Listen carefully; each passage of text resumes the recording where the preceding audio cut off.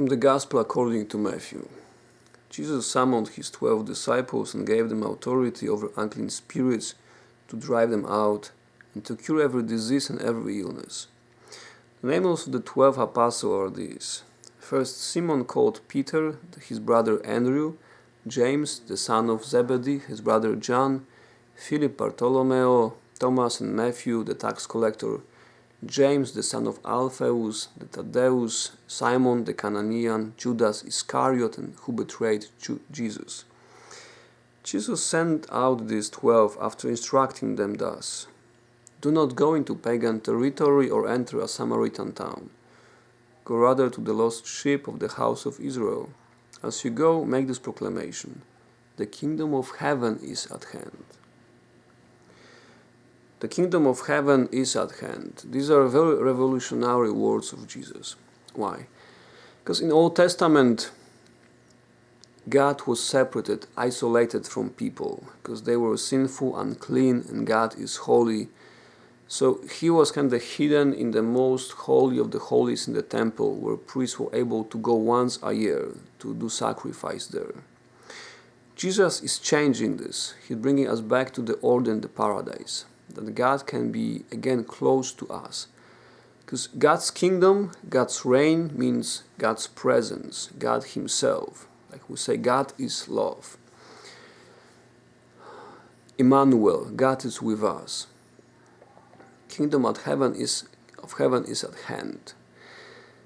I think we still struggle after 2000 years with this phrase, even if it's so revolutionary. Maybe because it is so revolutionary. Because how often we don't really believe that God is so close to me. How often we don't dare to pray for our needs because we think that there are so many more people in bigger needs in the world, those who are dying, sick, hungry in Africa, persecuted in Eastern Europe, in Asia. Why I should bother God with my prayers? Well, you should, because God is with you. You are as important as others, because God's kingdom is at hand. This message also means that God cares for his people, that God is with us. And how often we forget about that, especially among difficulties, crises, tragedies.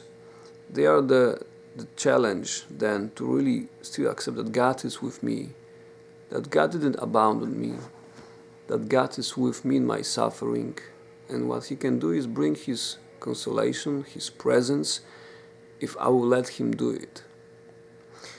And then in the Eucharist, God is not only, at hand, he becomes part of me. He wants me to consume him so he can nourish my body, my soul, my spiritual life, supernatural life in me. God does a lot to convince us about this one thing, that we matter for him. That's what Satan tries to do. He tries to convince us that God doesn't care, that he wants to just punish us, that he wants to destroy everything, that we are always bad in his eyes. These are the lies that Satan tries to convince, poison to our hearts.